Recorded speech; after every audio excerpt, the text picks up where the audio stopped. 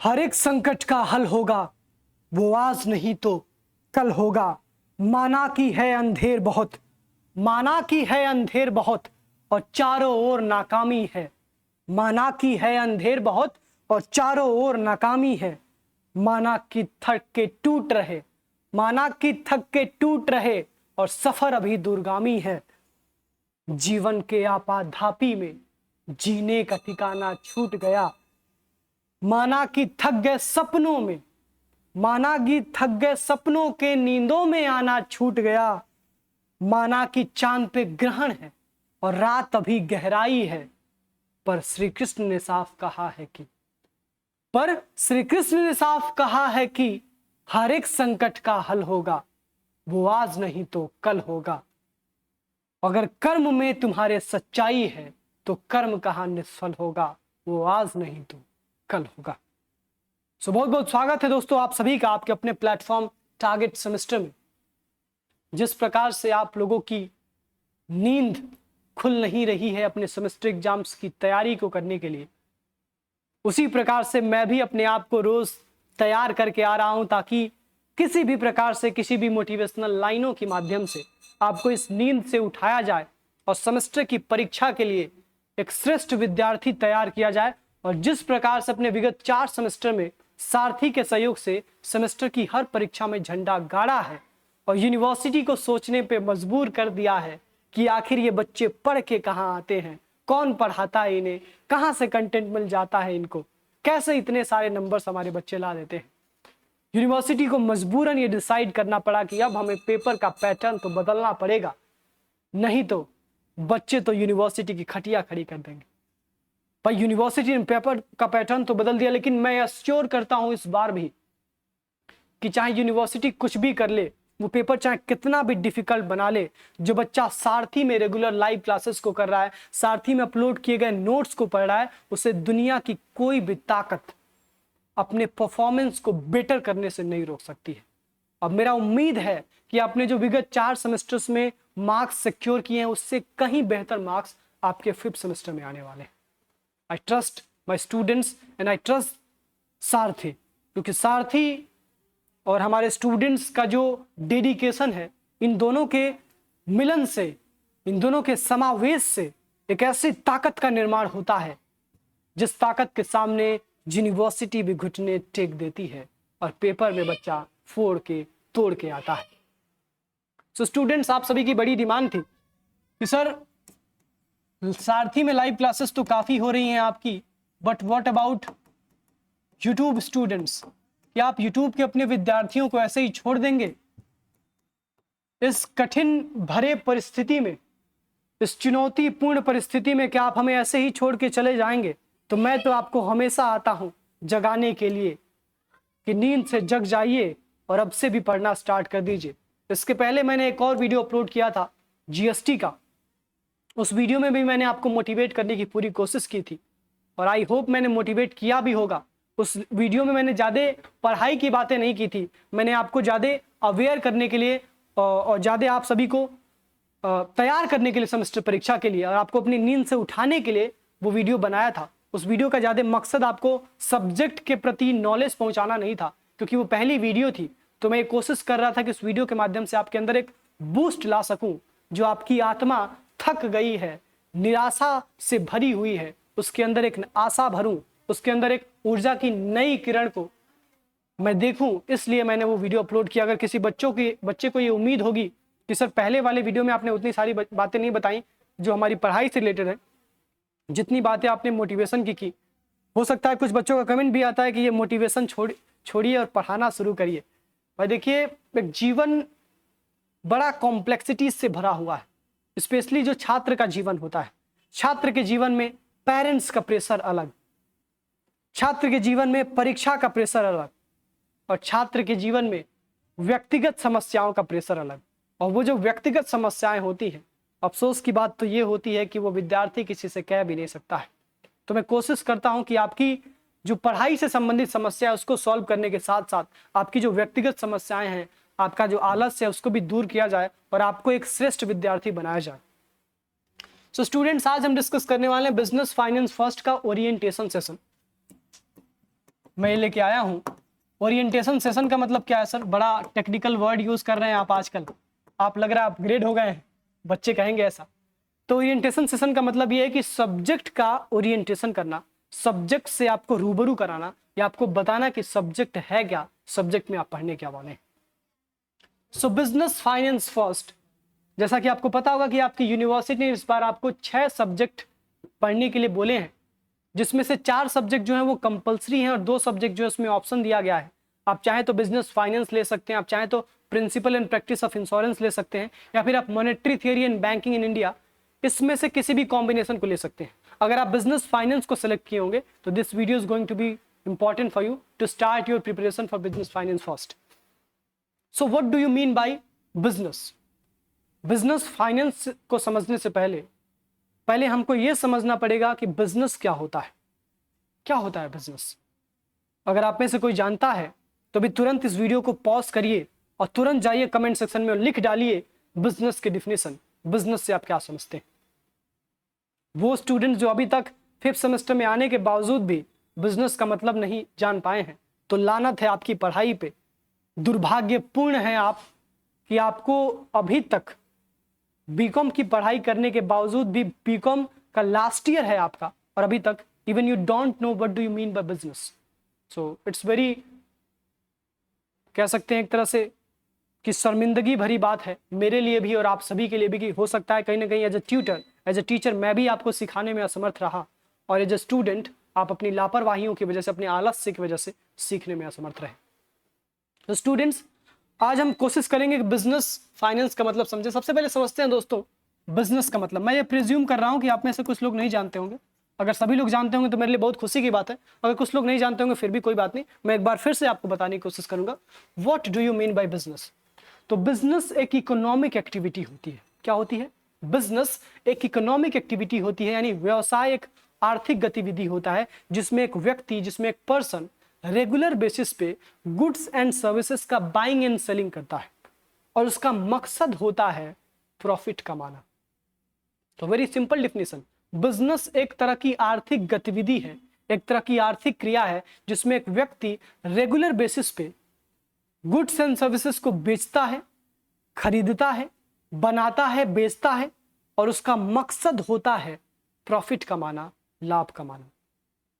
This is the very simple definition of business. और अगर ये भी ना याद हो पाए तो भाई मुझे नहीं लगता है कि इससे आसान कोई डिफिनेशन बता सकता है। I tried my best. ठीक है, चलिए। सो बिजनेस क्या होता है ये तो आपको समझ में आ गया। बिजनेस का मतलब होता है कि अगर कोई व्यक्ति रेगुलर बेसिस पे गुड्स एंड सर्विसेज को बेच रहा है, खरीद के बेच रहा है या फिर बना के बेच रहा है, यानी प्रोडक्शन और प्रोक्योरमेंट, सेलिंग एंड बाइंग कर रहा है गुड्स एंड सर्विसेज का, और उसके पीछे उसका ऑब्जेक्टिव है प्रॉफिट कमाना, तो उसे बिजनेस कहेंगे। But you should be very well known कि बिजनेस बिना पैसे के नहीं हो सकता है। जैसे आपके जीवन में, आपके जीवन को सुचारू रूप से चलाने के लिए आपके कण कण में, आपके शरीर के हर एक अंग में रक्त प्रवाहित हो रही है, ब्लड का सर्कुलेशन हो रहा है, ठीक उसी प्रकार से बिजनेस में, बिजनेस को सक्सेसफुली ऑपरेट करने के लिए बिजनेस के हर एक अंग में ये पैसे रूपी रक्त को डालना पड़ता है, यानी फाइनेंस को डालना पड़ता है, फंड्स को डालना पड़ता है, तब जाके वो बिजनेस चल पाता है। तो फाइनेंस का मतलब ये है कि वो पैसा जो आप बिजनेस को चलाने के लिए, बिजनेस को स्टार्ट करने के लिए और बिजनेस को एक्सपांड करने के लिए यूज करते हैं, this is called business finance. अब कुछ लोग कहेंगे सर क्या बिना पैसे के बिजनेस स्टार्ट नहीं हो सकता है? तो अगर मैं सीधे शब्द में कहूं तो बिल्कुल भी नहीं। बिना पैसे के बिजनेस का आइडिया तो आप ला सकते हैं, क्योंकि आइडिया ढूंढने में कोई पैसा नहीं लगता है, वो एक इंटेलेक्चुअल प्रोसेस है, वो एक इंटेलेक्चुअल एक्टिविटी है, वो एक मानसिक गतिविधि है जिसके माध्यम से आप एक आइडिया ढूंढ लेते हैं। But in order to convert this idea into a practicality you need funds. Business का जो आइडिया है उसको प्रैक्टिकल एग्जिस्टेंस देने के लिए आपको फंड्स की आवश्यकता पड़ेगी। बिना फंड के आप बिजनेस नहीं कर सकते, सीधे शब्दों में आप समझ सकते हैं। So finance is very integral part of business. और फाइनेंस अगर आपके पास है भी, मान लीजिए मैं बिजनेस चला रहा हूं, मेरे पास खूब सारा पैसा है, but I don't know how to manage funds, मुझे ये पता ही नहीं है कि मेरे पास धन तो है, किंतु धन का प्रबंधन कैसे करना है। तो धन होते हुए भी मैं बिजनेस को ऑपरेट नहीं कर पाऊंगा, मैं बिजनेस को एक्सपांड नहीं कर पाऊंगा, इवन मैं बिजनेस को स्टार्ट भी नहीं कर पाऊंगा। अगर स्टार्ट कर भी लिया तो बिजनेस को लॉन्ग टर्म में सर्वाइव नहीं कर पाऊंगा। सो बिजनेस के पास फंड होना पर्याप्त नहीं है। मतलब बिजनेस खोलना है तो फंड तो चाहिए ही, लेकिन केवल फंड होना ही पर्याप्त नहीं है। You should have the professionals, and if you don't have professional you should have the ability being an owner to manage the funds। अगर आप ही मालिक हैं, आप ही करता धरता है अपने बिजनेस के, तो आपके पास एटलीस्ट ज्ञान होना चाहिए कि हाउ टू यूज फंड्स। जो फंड्स मेरे पास हैं, जो पैसे मेरे पास है, उसमें से कितना पैसा कहाँ मुझे इन्वेस्ट करना चाहिए, कितना पैसा मुझे सेव करना चाहिए। You should be very well known. अगर इस फंड के मैनेजमेंट में कोई गलती होती है तो बड़ा बड़ा खामियाजा कंपनियों को भुगतना पड़ता है। जैसे आपके सामने एक एग्जांपल, अभी लाइव क्लास में भी काफी बार मैं एग्जांपल दिया हूं और आपने सुना भी होगा कि जो रिलायंस इंडस्ट्रीज है, हिंदुस्तान की टॉप फेमस कंपनी एंड सबसे अमीर व्यक्ति की कंपनी, मिस्टर मुकेश अंबानी साहब की कंपनी रिलायंस, जो कि अपने आप में इसका बहुत ही शानदार इतिहास रहा है। कैसे रिलायंस के फाउंडर साहब ने कितना स्ट्रगल करके कितने छोटे जगह से कितने बड़े जगह तक एक साम्राज्य ही बना दिया अपने आने वाले पीढ़ियों के लिए। कितना स्ट्रगल उन्होंने किया, इसकी कहानी तो आपने सुनी होगी। आज मैं आपको सुनाने वाला हूँ रिलायंस की डिवीजन की कहानी। आपको पता होगा धीरू भाई अंबानी साहब रिलायंस के कर्ता धर्ता थे, और जब धीरू भाई अंबानी साहब चले गए, भाई हर इंसान को जाना पड़ता है एक दिन दुनिया छोड़ के, आपको भी जाना पड़ेगा, हमें भी जाना पड़ेगा। एक दिन धीरू भाई अंबानी साहब को भी जाना पड़ा। जब उनको जाना पड़ा दुनिया छोड़ के, तो उससे पहले उन्होंने कहा कि भाई मेरी जो रिलायंस कंपनी है, क्योंकि मेरे दो बेटे हैं, एक है मुकेश अंबानी साहब और एक है अनिल अंबानी साहब, तो मैं इन दोनों बेटों में अपने जायदाद को, अपने बिजनेस को बांट के जा रहा हूं, ताकि दोनों में कोई क्लैश ना हो, कोई विवाद ना हो। आपने अनिल अंबानी साहब का नाम नहीं सुना होगा, मैं ये दावे के साथ कह सकता हूं। बहुत कम ही ऐसे लोग होंगे, हो सकता है जो बच्चा सीए वगैरह की पढ़ाई कर रहा होगा, या फिर वो बच्चा जो इकोनॉमिक न्यूज़ पे काफ़ी ज़्यादा कंसंट्रेटेड होगा, वही अनिल अंबानी का नाम सुना होगा। बाकी मुकेश अंबानी का नाम तो सभी लोग जानते होंगे। तो जब रिलायंस का डिवीजन हुआ तो एक हिस्सा मुकेश अंबानी को मिला और एक हिस्सा अनिल अंबानी को मिला। पैसे दोनों को बराबर मिले थे, क्योंकि दोनों ही बेटे थे। लेकिन एक ने इतना नाम कमाया, इतना नाम कमाया कि पूरे विश्व में उसको आज एक रेस्पेक्टेड बिजनेसमैन के रूप में देखा जा रहा है, और पूरे विश्व में एक बहुत बड़े कैपिटलिस्ट के रूप में, पूंजीवादी के रूप में देखा जा रहा है। और एक ने अपना नाम भी गंवाया, अपना बिजनेस भी गंवाया, और माँ बाप के द्वारा दिया गया पैसा भी गंवाया। आखिर क्यों? क्या अनिल अंबानी साहब की हसरत नहीं होगी कि मैं भी मुकेश अंबानी से बड़ा बनूं, या एटलीस्ट मुकेश अंबानी के बराबर तो बनूं? हसरत तो होगी, लेकिन क्यों ये नहीं हो पाया? तो अगर मैं बताऊं आपको, अनिल अंबानी के कंपनी के फेलियर की सबसे मेजर रीजन, तो वो था पुअर फाइनेंशियल मैनेजमेंट।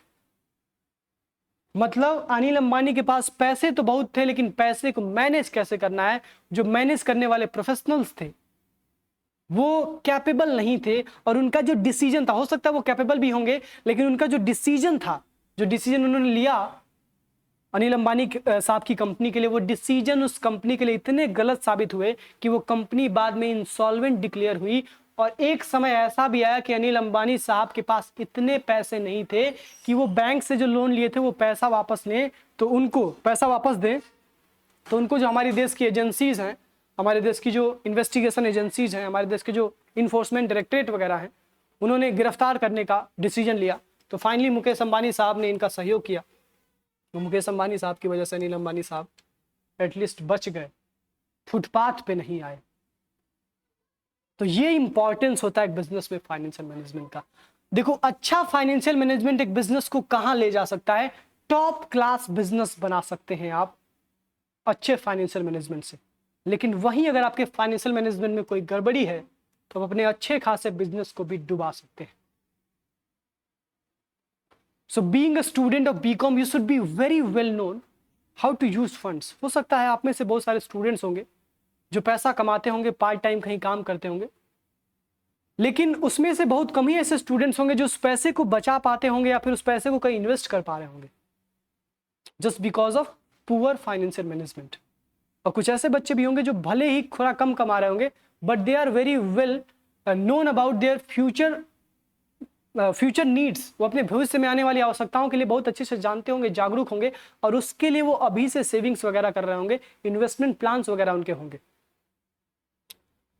तो एज अ स्टूडेंट भी बिजनेस फाइनेंस का रिलेवेंस आपके जीवन में है, और as a businessman, as a manager, हो सकता है आप किसी कंपनी में कल चीफ फाइनेंशियल ऑफिसर बने, जो कि टॉप लेवल मैनेजमेंट का एक पोजीशन होता है। हो सकता है आप किसी कंपनी में कल मिडिल लेवल मैनेजमेंट के पोजीशन को संभाले, फाइनेंस मैनेजर बने।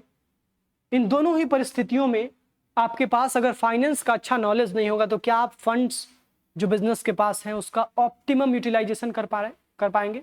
आप भी अनिल अंबानी की तरह, अनिल अंबानी साहब की कंपनी की तरह, उनके प्रोफेशनल्स की तरह अपनी कंपनी को डुबा देंगे और कंपनी आपको लात मार के बाहर निकाल देगी, क्योंकि कंपनी आपको रखेगी क्यों जब कंपनी का आपसे बेनिफिट ही नहीं हो रहा है। क्यों रखेगी कंपनी आपको? सो हर एस्पेक्ट से अगर देखा जाए तो बिजनेस फाइनेंस सब्जेक्ट का रेलेवेंस आपके जीवन में है। जीएसटी का जो इंट्रोडक्शन मैंने किया था उसमें भी मैंने आपको बताया था कि जीएसटी भी बड़ा रेलेवेंट है। कोई भी लॉ हिंदुस्तान का हो वो तो रेलेवेंट है ही, साथ ही साथ बीइंग अ कॉमर्स स्टूडेंट अगर आपके पास कोई टेक्निकल एक्सपर्टीज नहीं होगी, अच्छा मानिए जितना फाइनेंस का नॉलेज आपके पास है उतना ही आपके इंजीनियर दोस्त के पास भी है, तो क्या मतलब है आपको कॉमर्स पढ़ने का? इससे अच्छा तो इंजीनियरिंग कर लिए होते आप।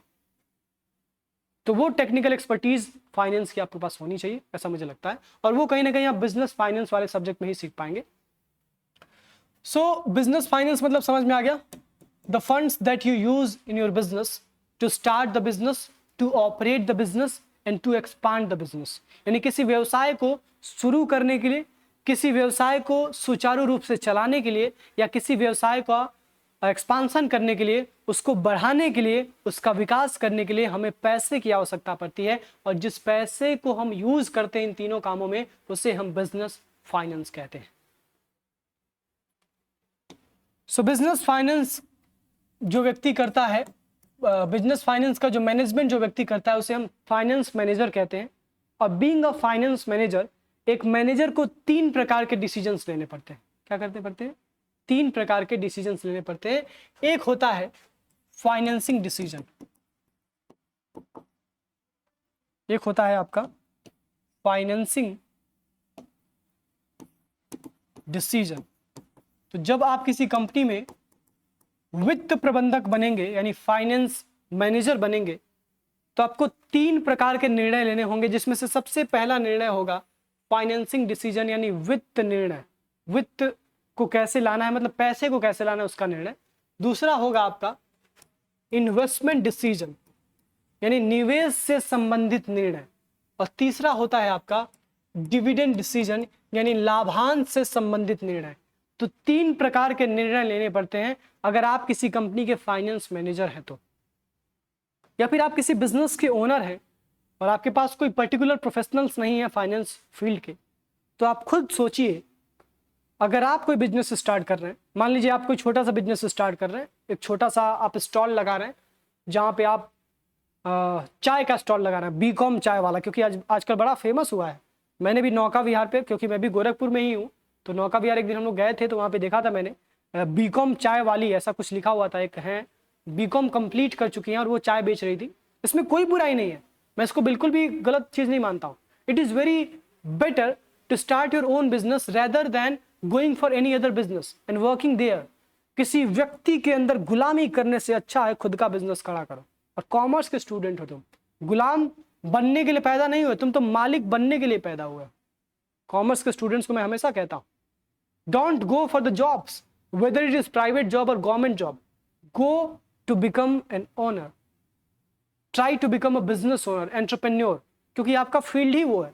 अगर आप कहीं और जा रहे हैं तो हो सकता है आपका इंटरेस्ट नहीं होगा कॉमर्स में। सो अगर आप किसी बिजनेस को स्टार्ट करते हैं तो एज अ बिजनेस ओनर या फिर एक फाइनेंस मैनेजर के तौर पे आपको 3 डिसीजंस लेने पड़ते हैं। एक होता है आपका फाइनेंसिंग डिसीजन, एक होता है आपका इन्वेस्टमेंट डिसीजन और एक होता है आपका डिविडेंड डिसीजन। फाइनेंसिंग डिसीजन का मतलब ये होता है कि पैसा कहां से लाना है। आप खुद सोचिए, आप बिजनेस स्टार्ट कर रहे हैं तो सबसे पहली चीज क्या होगी? बिजनेस का आइडिया, बिजनेस का आइडिया आ गया तो अब उसको इंप्लीमेंट करना है। इंप्लीमेंट करने के लिए वी नीड फंड्स, आपको फंड्स की आवश्यकता होगी। And if you need fund then how will you get funds, how will you collect funds. आप फंड कलेक्ट कैसे करेंगे, तो आप डिटरमाइन करेंगे कि मेरे पास पैसे लाने के कौन कौन से सोर्सेज हैं। तो अगर मैं आपको ओवरऑल बताऊं तो दो ही तरीके होते हैं बिजनेस में पैसे लाने के, या तो कर्जा ले लो या तो खुद का पैसा लगा लो, इक्विटी। खुद का पैसा भी कह सकते हैं, या फिर आप ओनरशिप को डाइल्यूट कर दीजिए। मतलब मान लीजिए मैं, अगर मेरे पास पहले से पैसा है तो मैं खुद का पैसा लगा के बिजनेस स्टार्ट करूं, इसको बूट स्ट्रिपिंग कहा जाता है। या फिर मैं एक और व्यक्ति को अपने साथ ले लूं, कहूं कि भाई देखो आधा मालिक मैं रहूंगा, आधा मालिक तुम रहोगे, और तुम मुझे पैसा दो क्योंकि मैं तुमको मालिक बना रहा हूं, और साथ में मिलकर बिजनेस करते हैं। This is called equity. और डेट का मतलब मैं गया बैंक के पास, लोन लिया कि भाई छोटा बिजनेस में स्टार्ट कर रहा हूँ, मुझे लोन दे दीजिए। तमाम उसमें पेपर वर्क्स वगैरह होते हैं, डॉक्यूमेंटेशन वगैरह होती है, अगर वो आप कंप्लीट कर लेते तो आपको लोन हो सकता है कि बैंक दे दे। तो मेजर दो ही तरीके होते हैं किसी बिजनेस में पैसे को लाने के, एक होता है डेट यानी कर्जा ले लो, और एक होता है खुद का पैसा लगा लो यानी इक्विटी। दूसरा जो डिसीजन आपको लेना पड़ता है वो होता है पैसा कहाँ लगाना है, इन्वेस्टमेंट डिसीजन। अब इन्वेस्टमेंट डिसीजन भी दो प्रकार का होता है, एक होता है आपका कैपिटल बजटिंग डिसीजन और एक होता है आपका वर्किंग कैपिटल डिसीजन। जो पैसा आप अपने बिजनेस में इन्वेस्ट करने वाले हैं ना, वो भी दो पर्पस के लिए इन्वेस्ट करते हैं। एक होता है लॉन्ग टर्म पर्पस यानी दीर्घकालिक उद्देश्यों के लिए, और एक होता है आपका शॉर्ट टर्म पर्पस यानी अल्पकालिक उद्देश्यों के लिए। अगर आप पैसा इन्वेस्ट करने वाले हैं 10 साल के लिए, बिल्डिंग खरीद रहे हैं आप, मशीन खरीद रहे हैं आप, तो क्या है वो कैपिटल बजटिंग डिसीजन। और अगर आप रोज के काम के लिए एम्प्लॉयज को सैलरी देना, रिफ्रेशमेंट एक्सपेंस वगैरह, स्टेशनरी एक्सपेंस, रॉ मटेरियल खरीदना, ये सब क्या है वर्किंग कैपिटल डिसीजन। तो कितना पैसा आप वर्किंग कैपिटल में लगाएंगे और कितना पैसा आप लॉन्ग टर्म पर्पसेस या लॉन्ग टर्म प्रोजेक्ट्स में लगाएंगे, इसको डिसाइड करना इज कॉल्ड इन्वेस्टमेंट डिसीजन यानी निवेश निर्णय। अच्छा, हमने पैसा लाया बिजनेस में, हमने पैसा लगाया बिजनेस में, ठीक। अब भाई पैसा बिजनेस में लगाया है तो जाहिर सी बात है प्रॉफिट आएगा। अगर प्रॉफिट नहीं आ रहा है तो भाई बिजनेस ही बेकार है, बेमतलब का बिजनेस आप कर रहे हैं। सो हम एक्सपेक्ट करते हैं कि हमने बिजनेस में पैसा लगाया है तो प्रॉफिट भी आएगा। अब मान लीजिए आपके बिजनेस में प्रॉफिट आ गया, आपने एग्जांपल लेते हैं, आपने 10 करोड़ रुपया लेके आया, जिसमें से आपने 5 करोड़ लिया डेट से और 5 करोड़ लिया आपने इक्विटी से, और इस 10 करोड़ रुपए को आपने इन्वेस्ट किया। 5 करोड़ आपने इन्वेस्ट किया कैपिटल बजटिंग डिसीजन के लिए और 5 करोड़ आपने इन्वेस्ट किया वर्किंग कैपिटल के लिए, ठीक। अब ये जो 10 करोड़ रुपया आपने इन्वेस्ट किया, इस 10 करोड़ से आप कुछ प्रॉफिट कमाएंगे। मान लीजिए आप 10 करोड़ से 20 करोड़ का प्रॉफिट कमा लेते हैं। अब ये जो 20 करोड़ रुपया है, इसका आप क्या करेंगे?